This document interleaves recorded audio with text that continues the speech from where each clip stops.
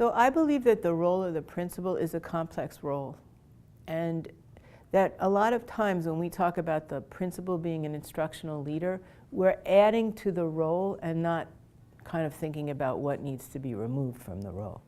So that's part of an issue of what tensions a principal lives within. And I think that tensions have gotten greater, not less.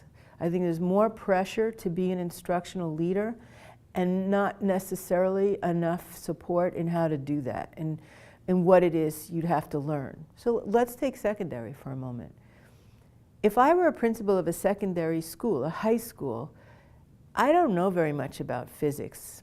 I don't know very much about chemistry. I don't know very much about a lot of things that kids are supposed to all master. I find that hilarious, that the kids are supposed to master all this stuff that most of us don't know very much about, right? So now I'm supposed to go into a classroom where a chemistry teacher is teaching chemistry or what have you, and decide whether that's an effective lesson. I'm going to evaluate it, right? That's my job, part of my job. How am I going to do that? I don't know chemistry very well. I can look at pedagogy. I can say, oh, these kids are engaged. Look, they're working in groups. Oh, it looks like an experiment is going on, or whatever. But that's pretty superficial, because I don't know if that chemistry teacher is helping kids see the big ideas and structural underpinnings of chemistry, how it relates to other things, whether the experiment people are engaged in came from the teacher or was designed by the kids, whether it's a worthy experiment, whether it's rigorous enough. I don't know enough about chemistry to be able to do that. Lucy West, right? So if I'm a principal, I'm going to have to figure out how to be a true leader in the science department in my high school while acknowledging that I don't know very much science, which requires me to depend on science teachers to help me do that. Maybe specific teachers, or maybe an outside coach, or maybe a department chair, or whatever. One of the cultural issues that I've seen in subjects like physics, math, science, is that the people who teach them enjoy a kind of prestige because they are seen to know things that other people don't know.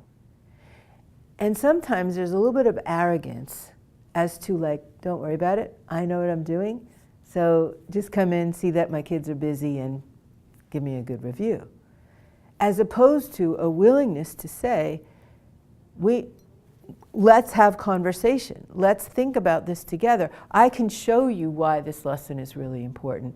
And Einstein said, if you can't explain something simply enough for the lay person to understand it, it's not good enough.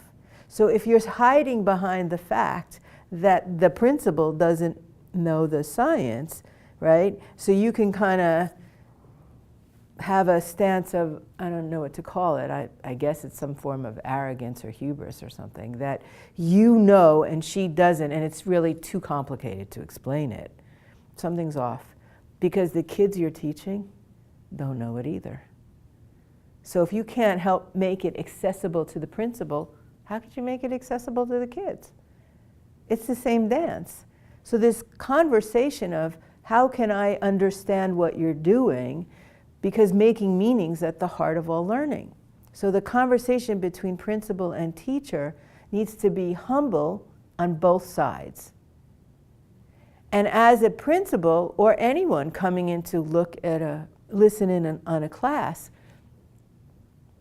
I should be able to figure out something about what's being said here that would make meaning to me, that would also give me input to see that the kids who are involved, even those who are struggling, are somehow able to grasp some aspects of what's going on in this class. In other words, that learning is happening at different levels for different individuals, but it's happening. That's what I really have to be able to assess. And it ought to be happening around concepts and ideas and practices that are true to that discipline. So we could call that accountable talk, we could call that, professional discourse, we could call that whatever we want. But that level of dialogue is something that would help. So that's one issue. The second issue is how willing the principal is to get out of the office and into the classroom. How willing is the principal to sit in on planning conversations? If planning is happening in an isolated way, so each teacher is planning by him or herself, whatever the lessons are, there's not much grist in the planning process for growth, so that the individual is planning based on what they already know, the teacher, etc. And maybe what the principal gets is a written document if they ask for it, or a quick verbal explanation of why the teacher's doing what they're doing, which isn't very rigorous, and it's not very informative, and it may not be very innovative or conceptual or whatever it is that we think we value in education. But if, as many times as possible, the principal can arrange for people who are teaching the same thing to sit together and plan together and actually attend that session and ask questions from a humble place, true, genuine questions like, why this lesson, and why are we teaching it like that, and what's the big idea underneath it, and what essential questions does it actually sort of poke at, and so forth.